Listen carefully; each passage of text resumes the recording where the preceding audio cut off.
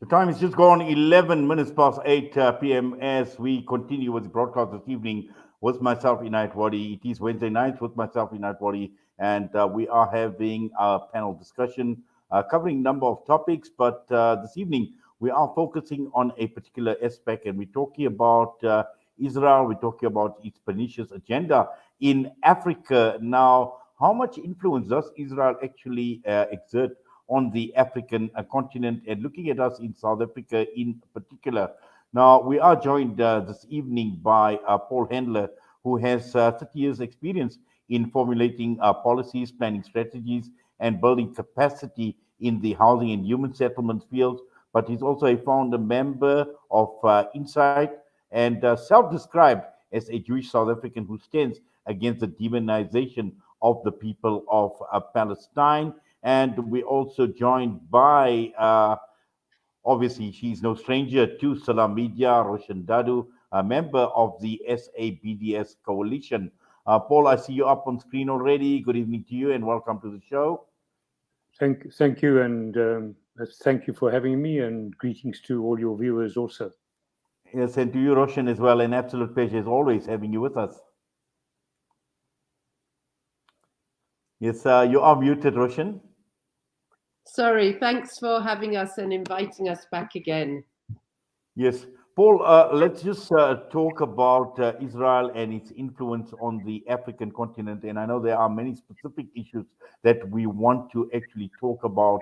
And this agenda, this pernicious agenda that we speak about, and just to begin with, by way of an introduction, what do you make? What is this agenda? What is actually playing out?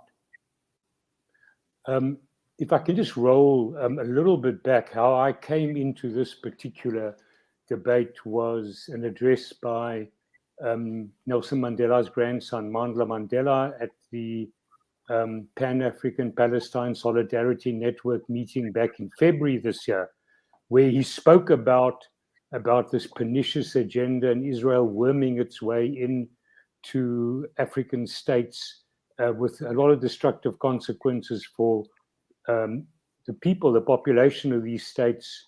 And he was then attacked in the SA Jewish Report for being an anti-Semite, and everything he was saying about what Israel was doing was called out as being a repetition of the tropes from the protocols of the elders of Zion, the manipulating Jew, worming your way in, all those things, okay? So I ended up writing 2 articles based on quite a lot of research, basically just, refuting that type of dogmatic coding that says any criticism of Israel is inherently ipso facto anti-Semitic. And then I also looked at the reality of Israel's presence on the continent, relying quite a lot initially on Jeff Helper of the Israel Committee Against House Demolitions, who produced a very interesting book quite a while back called War Against the People. And he draws on quite a lot of some Israeli military journalists, and also on the Stockholm Institute, Peace Research Institute. And so there was quite a lot of information that shows in at least 15 countries, and I won't mention all their names now, but they include places where there's been vast destruction like Rwanda and Burundi, we know. They include our own country, South Africa, Angola. There's been considerable arms trading and the trading of weapon systems, and also trading in diamonds and raw materials by Israeli businessmen. But these have done this in congruence with Israeli state policy towards the African states, which is driven primarily by the need to secure votes at the United Nations to mitigate criticism against Israel because of its policies towards the Palestinian people. And what I did then was I took 4 points, which was the sort of accusations they made against Mr. Mandela. And you can demonstrate many of these points factually, like the links to the State of Israel, the State of Israel's own involvement historically on the continent. I mean, I don't know if people know, but the one-time Prime Minister of Israel, Ariel Sharon, had a secret meeting with Mobutu in the then Zaire, which was then aimed at restructuring his presidential guard. And we know that Mobutu was one of the most kleptocratic and repressive rulers on the continent. I also looked at the question of transparency of dealings, and you know, the inequalities on the African continent, which are listed from quite a lot of reports, and the violations of freedom of speech and transparency and other human rights, which are well covered by Amnesty and Human Rights Watch and others. These were the political violation sort of climate within which this trading with these elites was going on, and it was very, very under the cover, you know, and talking about people being underhand and not being transparent is a reflection of what in fact was going on. The likelihood of money passing hands is very difficult to prove that often. You know, we've seen the battle just to prove that in South Africa with arms deals, but there's considerable evidence of astronomical sums of money for quite a few of these African rulers. And the question is, did they make some of that out of these deals or not? And there also are some indications in a second article that Mr. Mandela wrote in the Mail and Guardian, I think in the month following, of some astronomical wealthy lifestyles that some of these Israeli arms dealers are leading, with houses and mansions in North America, never mind just in Israel. And then, of course, finally, looking at the impact on the collective well-being of the citizens of these 15 countries. I think a quote from Andrew Feinstein, who made his name while still in the ANC when our arms deal started breaking, is an appropriate point to just end my introduction here. He said that undoubtedly the problems that are inherent in the governance and in the political economies of African countries brings on some of the violence that we've seen. But clearly, the extent of arms dealing to these countries and the selling of weapon systems to these countries just intensifies that and exacerbates that. And one example, in the case of Rwanda, I mean, Israel was selling weapons to both sides just before the genocide and also during it. There are many other examples in Angola. There are examples in South Africa that we could refer to also. And Israel was not the only arms dealer doing this.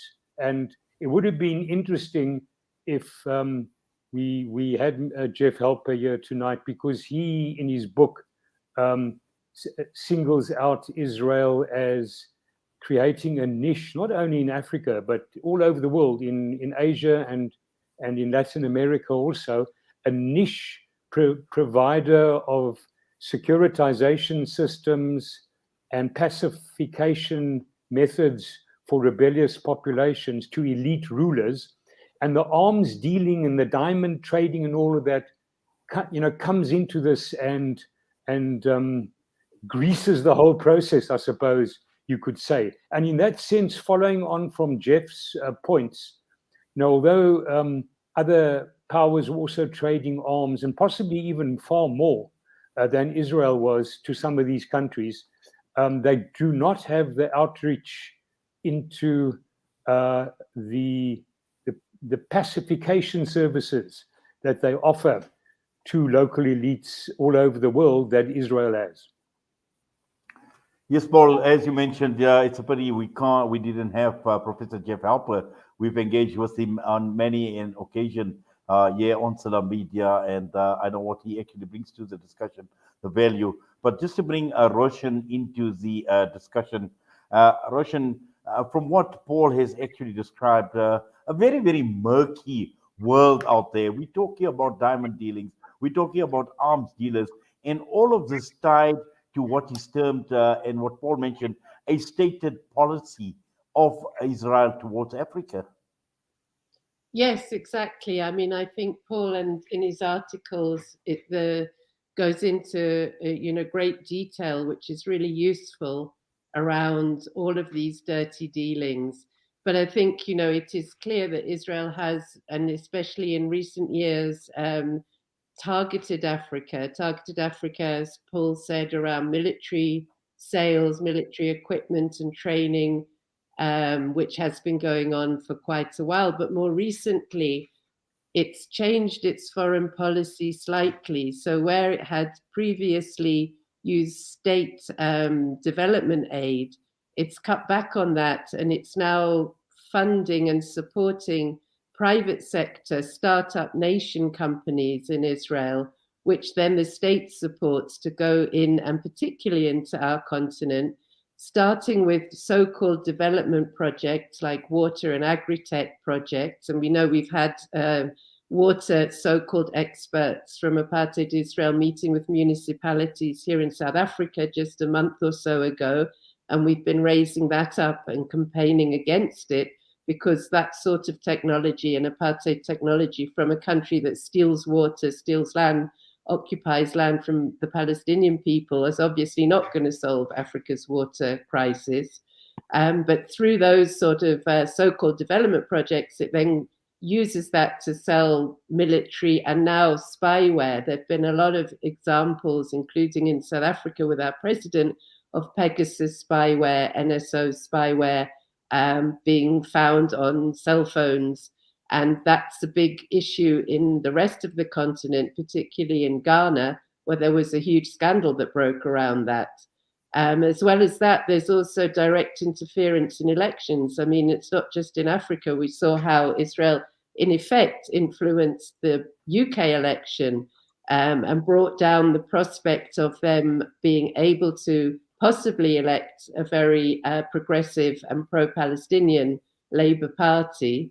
And in Africa, the same things, through the kind of technology around elections, vote counting and so on, that's crept into our continent. But it's clearly a policy and a slight shift of policy. So it's now private sector companies, but supported by the state, that are coming into Africa. And as Paul said, one of the main objectives is to break the voting bloc. You can't win a resolution in the General Assembly unless you can break the Africa bloc votes against Israel or in favor of Palestine in UN resolutions. And so it's important, the speech that our minister made at UNGA this year, just now a few weeks ago, where she clearly said Israel is committing the crime against humanity of apartheid. And that was the first foreign minister or head of state to do so. And it's very important that we support that and that we back up efforts to describe Israel as an apartheid state within the UN system, and that we challenge the way in which, the underhand way in which Israel has become an observer to the African Union. And we still need to campaign strongly to ensure that they are thrown out of that. It wasn't even done in a proper, transparent way within the African Union. So I think Paul's absolutely right in the detail. It's all very murky, but there's a clear policy direction there. Thank you for that, Roshan. And just to bring Paul back into the discussion, Paul, just looking at Africa, looking at the African continent, African countries, African leaders, how easy pickings are African leaders to fall prey to this stated policy, and not only looking at government, but also, we are talking about individuals, we're talking about private companies, funded or supported by the Israeli government to make inroads into the African continent.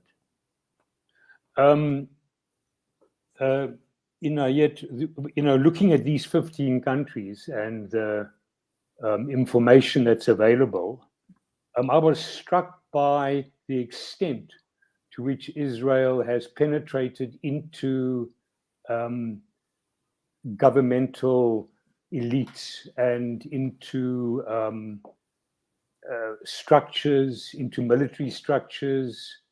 As I mentioned to you, there were 15 countries that I looked at, and I'm not saying that it stops there, but those are the ones that Jeff's 2016, I think the book was published, his book, listed and was a good entry point. Some of the allies there are very, very close to Israel, such as Museveni in Uganda or Kagame in Rwanda. As we know, there've been deals between, well, I think it fell through, between an attempted deal between Israel and Rwanda to be paid money to take African asylum seekers who were going to be deported from Israel. South Africa talks often, as Roshan has just mentioned with reference to Naledi Pandor's speech at the UN recently, talks a anti-Israeli apartheid talk. Not always, but it has now started talking that again. And yet there are examples of how close a Zionist arms-producing entrepreneur, Mr. Ichikowitz, is to people in the who've been very high up in the ANC through providing free trips to ex-presidents Mandela and to ex-president Zuma, there's also other research from one of my colleagues, Terry Crawford Brown, from PSC Cape Town, who's very well known for his role in uncovering the South African arms deal and its discontents, if I can put it that way. And he says that a major Israeli diamond tycoon, Dan Gertler, who's deeply involved in the diamond precious metals industry in the DRC, particularly in the eastern DRC, where there's been deaths and killing on such a colossal scale that when you read too much of this stuff, it starts destroying your faith in humanity. You can't believe some of what's been going on there with the involvement of Rwanda and Uganda also, and Burundi, but that there's been connections between the president, Mr. Ramaphosa, who has interests in precious metals, and others in South Africa who have BE interests in mining, and some of the companies that Mr. Gertler has set up and is accumulating capital from in the DRC. So without going into a lot of all the other details, which I do spell out in that article on the Medium platform, my impression is that Israel's got itself in quite deeply already, and that it's able to do this by, I think Jeff is right, by offering the pacification of your local rebellious population services, the securitization niche that Jeff talks about, and then clearly the private entrepreneurs, and that's a point made by Roshan, and it's borne out by the evidence. They are the ones who are now at the interface between the state of Israel and the African elites. There are enough examples about their wealth to see what they're getting out of this in return for the arms they are providing. They're getting the business opportunities in raw materials and in minerals, and the elites are getting the arms. Whether they're getting, whether some of the billions of rands at dollars, some of these African elites are dollar billionaires. I think Museveni is one of them. Mr. Ramaphosa is only in the $100 million. Okay, South Africa being the second largest economy. It's quite an interesting point. whether that money has come from kickbacks from these same entrepreneurs or not, the evidence isn't clear. But if you look at what goes on, starting with a Yamaha arms deal, I think back between the UK and the Saudi government quite a few decades ago, I think it was, and what happened in our case and other sort of narratives and stories about arms deals, it's reasonable that a significant chunk of their wealth is coming from arms deals, not all from Israel, but certainly that would be included, I think. Yes, thank you for that, Paul. And Roshan, once again, bringing you back into the discussion. Now, it is clear that there are very powerful forces. When one talks about the Israeli lobbies, we're talking about the Zionist lobbies, and they operate in almost every country right across the entire world. And particularly coming to Africa, looking at South Africa. And we know that, you have the governments where you have the position of the government, where you are talking the talk. But more importantly, it is about walking the talk.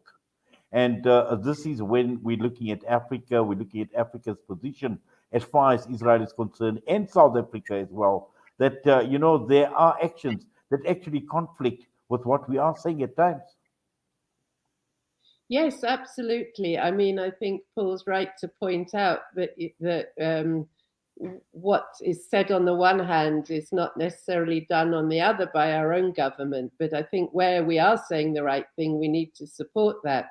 And I think, although it's very depressing to read the details of how Israel has got its tentacles into our continent, we shouldn't lose faith in humanity, because in fact, the BDS coalition is part of the Pan-African Palestine Solidarity Network that invited Mandla to our inaugural meeting in Dakar. And it was an amazing meeting. We had people, activists from 21 countries in the continent that came together. And we looked exactly, with Palestinians as well, looked exactly at how we can combat the way that Israel has got its tentacles in. And it's not an easy job, but I mean, we're going to do it. We just got news today, just now before this started, that Uruguay, their national soccer team, due to pressure from the BDS movement there in Uruguay, has cancelled its World Cup pre-warm-up match in Israel. And that was not clear until there was a massive campaign and an international campaign that we also supported. So I think we shouldn't lose faith in humanity. We shouldn't also, when we look at what's going on in Palestine, because although this has been the bloodiest year in the West Bank since 2005, at the same time, if we look at what's happening just today in Shufat refugee camp, where in spite of being put under siege as a form of collective punishment, people declared a day of civil disobedience, and that was taken up by people in the rest of Jerusalem who have conducted a general strike today. So I think when we look at the way in which the Palestinians, even at such a dire time in their own struggle, managed to resist, it gives us inspiration to resist the way in which Israel is encroaching into our continent, and to make us, speak out exactly as Paul has done when we see the kind of hypocrisy, in effect, of our government around the question of Israel and Palestine. So we have to really, I think, be inspired by the Palestinians, by the fact that people all across our continent are being made aware through the work that Paul and Jeff Halper and others are doing, and really mobilizing against that, because it's one struggle. I think that's what it does show, particularly, as Paul was saying. I mean, it's weapons tested on Palestinians that then are used by repressive regimes in our continent against ourselves. And I think that really brings it home that we are in one struggle together, that Israel is part of a Western imperialist agenda that seeks to sort of contribute to be a sort of forerunner for extractivism in our continent, for the kind of corruption and dirty dealings that Paul has been outlining, and that should inspire us. And we need to know there are people around the continent that equally are rising up against their own repressive leaders and regimes, and speaking out against the role that Israel is playing. Yes, thank you for that, Roshan. And Paul, one Yes. issue that May you've, I, may I would you just like respond? to add something? May I- Okay. Yeah, and I mean, Roshan, what I did was I actually had quite a good look at the Pan-African Palestine Solidarity Network online, and it is very impressive. You know, I mean, you're 100% right. There's a counterforce, and I know from listening in on a Zionist sort of analysis of the 20th anniversary of the World Conference Against Racism, where they were Mm.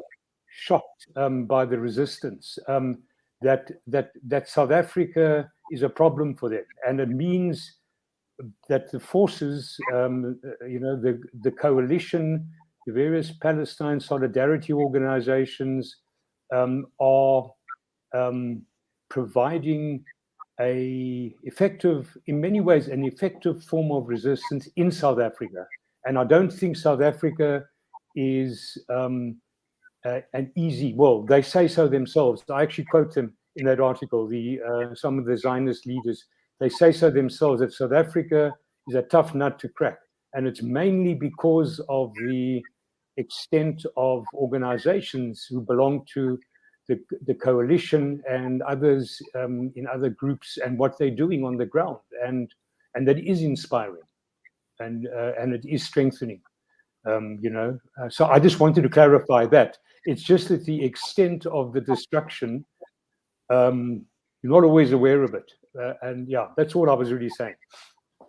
Yes, and Paul, the question to you was going to be surrounding, and you've written about this. You speak about the ideological struggle against the hegemony of Zionism, and just to understand, this entire ideology and looking at Africa, has Africa truly understood, this ideology of Zionism, and why this is such a huge struggle against this ideology?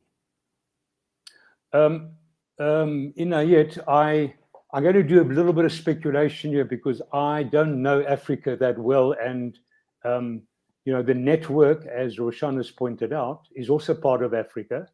But my sense from where I sit, and it's why I got into all this research and this writing this year, which is focused primarily on unpacking Zionist ideology and trying to boil it down to its essentials, and finding that, often in everyday parlance talk, or even when officials are talking about Israel, to Israel, they seem to have internalized some of the core elements of that ideology, and those core elements include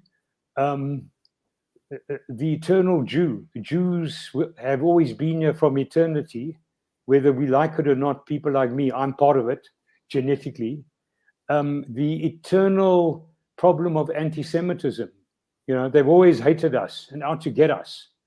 And the modern form of anti-Semitism, when we've taken our national liberation into our own state, a majoritarian state, they still won't leave us alone, okay? And, we can expose the mendacity, the falsehoods, if you like, in that type of thinking. But in reality, the ideology is actually fairly well embedded, and it's built up with quite a lot of threats about what will be done and what will happen at all levels, personal levels, financial systems being threatened, like in South Africa once, 2011. And so you get sort of herded into those who doubt and who haven't taken the leap. And I'm not just talking about people interpolated as Jewish here. I'm talking about many Gentiles also. They rather lie a bit low and let things happen. So what you have is a struggle between two different sides. I suppose it's not very different from many struggles, political, social struggles in in many other countries now and historically, where you have a minority of the oppressive regime side and in terms of the bigger population, as well as on the activists who are resisting. But I think that with social media and we need to reach out to a lot of people who are undecided and who I think can be helped through a rational explanation to make up their own minds. And I'm confident that the truth will always come out, and that there's a rational side to people that will recognize that. And that, I think, is an important contribution that I am committed to making to building a more mass movement, anti-Zionist movement in South Africa and across the world. Yes, and also I think Roshan, when we are looking at Israel, I'm just waiting for Roshan to get back onto the screen. I'm not too sure if she's with us. Yes, okay. Roshan, just looking at Israel, and obviously Israel, holds huge influence right across the entire world. And we were talking about the British outcome of the British elections, and we know where Liz Truss is. I mean, she's made her position very, very clear as far as Israel is concerned, to the extent that she says, "I'm a Zionist." Now we know they've made inroads into the European Union, and also not very long ago, the observer status in the African Union. And this is what Africa needs to guard against. African leaders need to actually guard against, this observer status and the influence that Israel could actually wield, even as an observer at the AU. No, absolutely. And that was a totally underhand way in which it came about, which has been challenged by a number of countries, including South Africa. And it's not resolved yet. And we need to keep the pressure on, because there was no way that if it had been put to a proper debate, there would have been a consensus around Israel's observer status. But I also want to pick up on what Paul was saying around anti-Semitism. I think we have managed to challenge this weaponized anti-Semitism here in South Africa. I know Mogoeng is currently in Israel talking all sorts of nonsense, and I'll come back to that in a second. But he was forced to apologize for the comments that he made in the webinar originally, because we took up through the mechanisms we have here the fact that this wasn't okay for a sitting Chief Justice to be making those sort of political comments that in fact contradicted what the government was saying at the time. Another one was challenging claims of anti-Semitism against us by the Jewish Report. They refused to abide by the decision even after they lost the appeal and apologized to us, and the press ombuds then expelled them. It's the only time it's ever happened from the press council. So I think we can challenge those kinds of weaponized anti-Semitism and understand anti-Semitism as a form of racism, along with Islamophobia and all other forms of racism, that we do not, we are obviously challenged. We are anti-racist in our very principles, but that sort of weaponized use of anti-Semitism can be challenged. And I think in South Africa, we have managed to do that, and we will continue to do that. So it becomes a weaker claim, even the claims against Mandla Mandela for the speech he made in Dakar, the Papson meeting. It was so spurious, if you look at what they are trying to claim, that it's almost laughable, and it doesn't really have legs. And I think that was also helped by the Constitutional Court ruling in the Bongani Masuku case, where they clearly said anti-Zionism does not equate to anti-Semitism. And I think we have, therefore, precedents to challenge further and to make it clear that these ridiculous claims of anti-Semitism against anyone who stands up for the Palestinian people and their struggle for justice and against apartheid, it's clearly, it's not going to work. It's not going to keep us quiet. But I think one of the big challenges that we have in our continent, and that came up very strongly in the Papson meeting in Dakar, was the effect of Christian Zionism, to put it in a nutshell, the use of the way in which Israel has used Christian theology or misused Christian theology to make a claim that therefore Israel should be a contemporary state for the Jewish people and for the Jewish people alone. And I think that is having a very big and damaging effect on people in the continent's understanding of what is really going on in Palestine.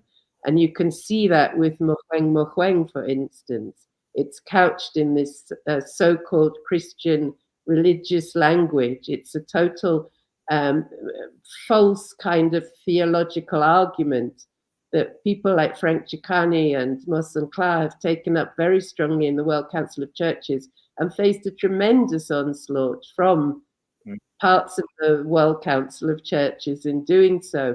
But within our continent, it's something that we're really looking at trying to unpack and undo, because it's affecting the sense people had previously had of the situation in Palestine being one of a colonial oppressor against a colonized people and an apartheid regime that is segregating and oppressing a colonized people. So I think that's something we really need to take up. It's not a religious conflict, as we know, and to make the point that the Palestinians are also Christians, that the Christian churches there suffer as much and are in the same struggle arm in arm with Palestinian Muslims.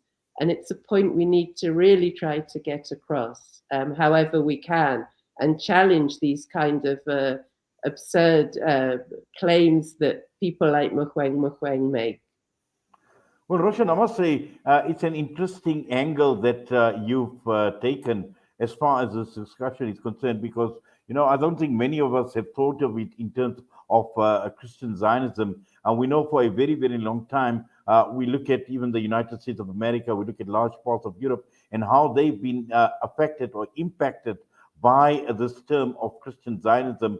And one can even take it further to a country like India, where you look at a Hindutva ideology that is also takes its roots, or it takes a cue from the Zionist ideology. So this is a very, very interesting dynamic and another angle to this discussion. But Paul, what we are talking about also, and I know you encourage people to read your publications, and looking at the mainstream media in particular, and what we are talking about is not what you will read, what you will watch on a mainstream media. They will not be talking about these things. They will not be talking about a Zionist ideology and a threat of a Zionist ideology. And this is where, we look at people like yourself on what you write. And we know that there are many right across the entire world who hold a very different view, and a view that people need to understand, they need to come to terms with, and they need to also at the same time realize the dangers of this ideology and the ideological struggle that you speak of. Yeah, absolutely. It's interesting. There's a proliferation of these counter-hegemonic ideas, Palestine liberation ideas, resistance to Israeli apartheid ideas in many sort of social media outlets. And the one that I actually publish on Medium has a surprisingly vocal and well followed Palestine resistance ideology or ideologists. And what I'm trying to say is that yes, there is attempts to censor the social media outlets, the off mainstream media outlets, and we do know of examples not just around Palestine and Israel where this has happened, but my impression is that the genie has now been let out of the bottle, and it's damn difficult to put the genie back. And so there is a lot of potential, and it's being realized already. And I'm sure Medium is one of several platforms where it's happening. And if you start going on to people's Facebook pages and people's individual media. Of course, it proliferates there also. But I think what's interesting about Medium is that it's got an outreach to 43 million people. They're not all interested in those particular topics, but you have a volume. You have an outreach there that you can start maybe challenging or even competing a bit with some of the mainstream media coverage. So I think there is enormous potential there, and I think what's being done to Julian Assange is a indication, albeit not from the conflict in Palestine directly, but it's an indication of how particularly the sort of deep state, the US security state, will not tolerate a critical reportage and analysis beyond certain boundaries. And as I say, I think the genie is already out of the bottle. So I think it is really a struggle by them to put it back, and it hasn't been decided yet, the extent to which there will be more clamping down on those types of reportages in the WikiLeaks of this world and on what we are doing. Yes, thank you for that, Paul. Roshan, I'd just like your thoughts as well, looking at where we are in South Africa as far as media is concerned, looking at the role of the media and particularly the issues that we have been talking about and the reluctance on the part of mainstream media to talk about these things. Yes, I think, Palestine isn't a topic that the media that will cover easily, but I think we have to find ways not only in alternative media, but actually to give content to mainstream media. I think often it's not so much hostility, it's more lack of interest or lack of knowledge or information. And if we can provide the narrative, if we can amplify the Palestinian voices and keep pestering the media, the mainstream media here, to publish op-eds, to publish letters, to respond to events, particularly when there's something that links to South Africa, like the water experts, I think we have to keep doing that and not let them off the hook. But equally, I do agree with Paul that now we do have alternative media sources. And one of the advantages is that we can get information direct from Palestine. If you follow, of course, people like Mohammed and Muna El-Kurd, but also now in Mustafa Yatta in the South Hebron Hills, the youth of Samud, they daily post what's going on there, the atrocities that are going on there. So you can see now, whereas before you couldn't, and certainly during the struggle here against apartheid, they could implement news blackouts, and they did, where if you were out of the country, you couldn't see a picture at one point during the states of emergency of what was really happening here.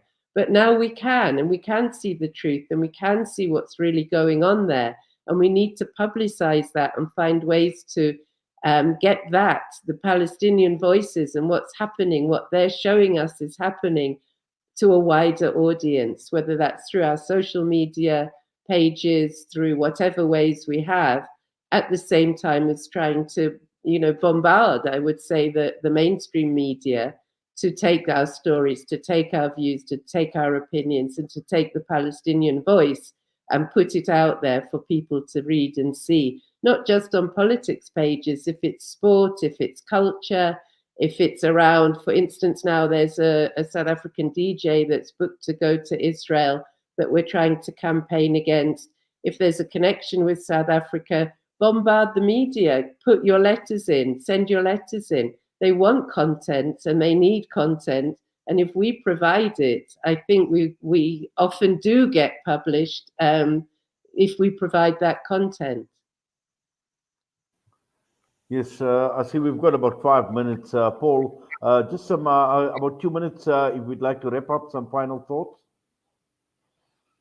I think quite a lot of what Roshan has said is what I would also support, and certainly the need to get news and information into the mainstream media is not to be neglected. I have quite a few hundred journalists who are on the payrolls of mainstream media that I send alerts to, and I think the point again, I would support the point that Roshan is making about the availability of on the ground struggles, violation of rights that is coming from eyewitnesses who in these struggles is a tremendous. It sends a very powerful message, and it is not censorable. It's not something that can be simply blacked out. So I would really not want to add anything more. I think those are emphatic sort of points about where ideologically we can be active in supporting the general movement for liberation of Palestinians. Thank you for that, Paul. Roshan, final thoughts from you. Yes, I think we should all be more active around our support for Palestine. Join or form a Palestine Solidarity organization. Get involved. It doesn't take much, but all the little bits help put together. If we can get the Chief Justice to apologize to us, if Uruguay BDS movement can get the national soccer team to cancel a match that had been booked before the World Cup in Israel, we can do it. We can actually start to make the boycott bite and to support the efforts, as you said, in the African Union and in the UN, towards acknowledgement that Israel's an apartheid state, commits the crime against humanity of apartheid in international law, because that means we can then argue for sanctions, as the precedent was in the case of apartheid in South Africa. So I think BDS is a strategy that requires us to just get involved, spend a little bit of time, boycott Puma. It sponsors the national Israeli soccer team. Those small things that may seem small to us, but all collectively in South Africa, in the continent, and globally make a huge impact. And we can challenge the Zionist narrative and challenge the way in which Israel is, and expose, as Paul is doing, what they are doing in our country and in our continent. Well, Paul, to both you and Roshan, I must say it's been an absolute pleasure engaging with both of you this evening on Salam Media. And we wish you well. We thank you. We do appreciate both of you taking time out and being part and parcel of this discussion we've had tonight. All the best to you. Thank you. Thank you very much for having us. Paul Hendler and Roshan Wadee with us this evening here on Salam Media, Israel and its pernicious agenda in Africa. And with that, I'm going to be signing off. Once again, it's been wonderful being in your company, in the Salam Media, our listeners, our viewers on the various platforms. Looking forward to another discussion next week, same time, same place. From myself and the team, Assalamu alaikum wa rahmatullahi wa barakatuh.